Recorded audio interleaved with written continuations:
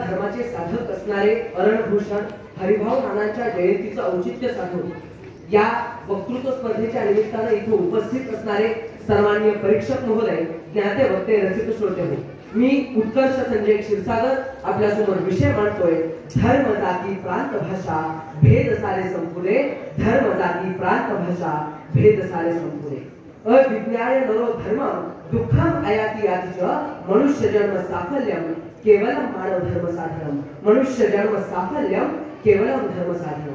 याचा अर्थ असा होतो, जो व्यक्ती धर्म या संकल्पनेपासून अनभिज्ञ आहे त्याच्या जीवनात दुःखच दुःख आहे, आणि जो व्यक्ती मानवता धर्माची साधना करतोय त्याला आपलं आयुष्य सार्थकी लागल्याचा आनंद निश्चितपणाने मिळत असतो.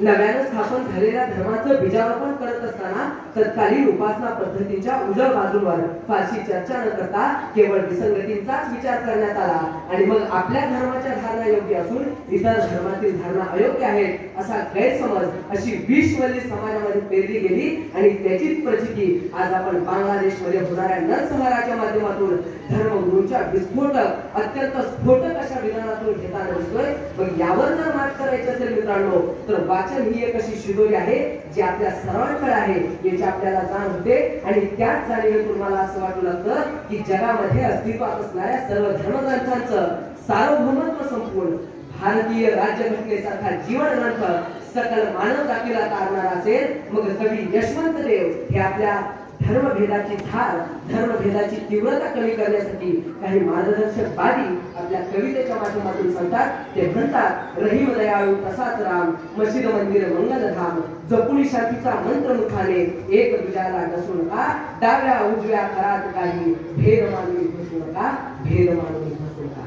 प्रस्तुत विषयाच्या अनुषंगाने पुढे जात असताना मला समाजवादी नेते डॉक्टर राम मनोहर लोहिया यांचे जाती व्यवस्थेवरील विचार सांगणं अत्यंत महत्त्वाचं वाटतं. ते म्हणतात, जातीचं जातं क्रूरपणाने फिरत असतं, यामध्ये कनिष्ठ जातीचे कोट्यवधी लोक भरडले जातात, रगडले जातात आणि चिरडले सुद्धा जातात.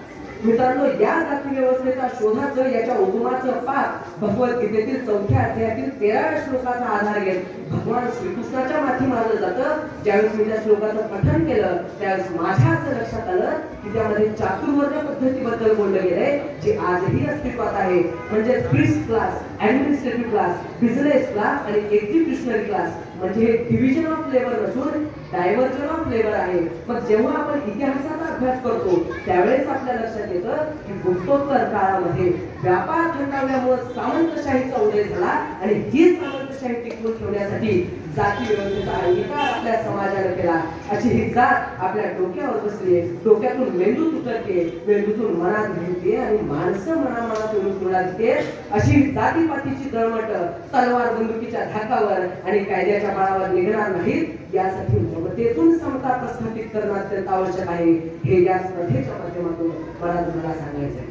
गावाच्या सीमा असतील, तालुक्याच्या सीमा असतील, प्रांताच्या सीमा असतील, अशा या सगळ्या सीमा माणसाचं जगणं सीमित करतायत, माणसाची माणुसकी सीमित करतायत. तू बिहारी, तू गुजर, तू मारवाडी, तू बंगाली, अशी प्रत्येकाची एक ओळख, त्याला चिटकून एक व्यवसाय आणि त्याच्या साथीला काही कॉमन कॅरेक्टरिस्टिक्स, अशा पद्धतीने आपण पूर्वग्रह दूषित विचार करू लागतो. आणि मित्रांनो, विविधतेतून एकता साधण्याचा आपला जो संकल्प आहे त्याच्या साथीला भारताची एकसंध प्रगत प्रतिमा तयार करण्याच्या आपल्या हेतूपासून, आपल्या लक्ष्यापासून आपण विचलित होत असतो.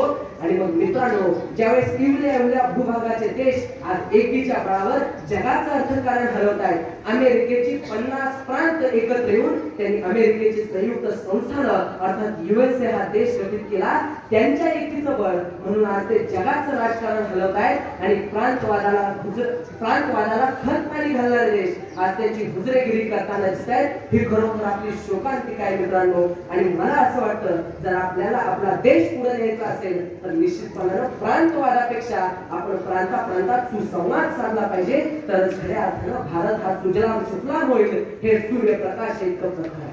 मित्रांनो, आपण आज संवाद साधतोय, बरोबर, आपण आज संवाद साधतोय तो भाषेच्याच माध्यमातून साधतोय ना.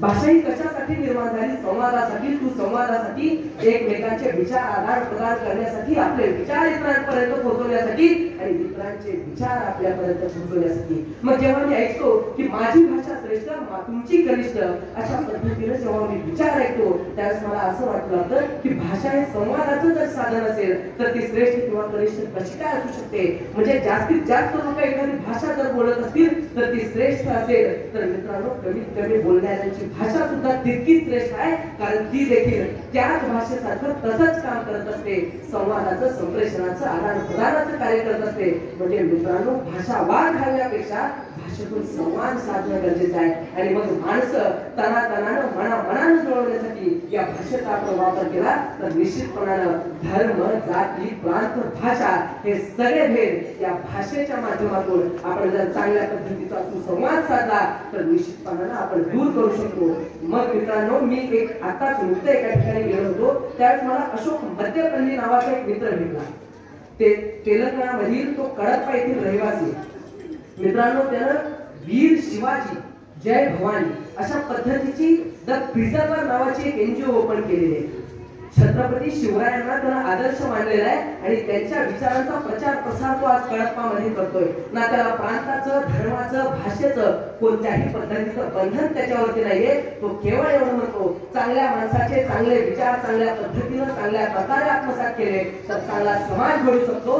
चांगल्या पद्धतीचा देश घडवण्यासाठी चांगल्या माणसांचे विचार आत्मसात करणं गरजेचं आहे. चांगल्या माणसांना आपण फॉलो करणं गरजेचं आहे. म्हणजे मित्रांनो जर अशोक मध्यपल्लीला प्रांत, भाषा, धर्म याचे भेद याच्या ज्या अत्यंत वेगळ्या प्रकारच्या दृष्टिकोनातून जर तो त्याच्याकडे पाहू शकतो तर मित्रांनो मला सांगा आपण देखील या धर्म, जाती, प्रांत, भाषांना खतपाणी न घालता वेगळ्या पद्धतीनं आपल्या देशाला पुढे नेण्याचं कार्य करूया.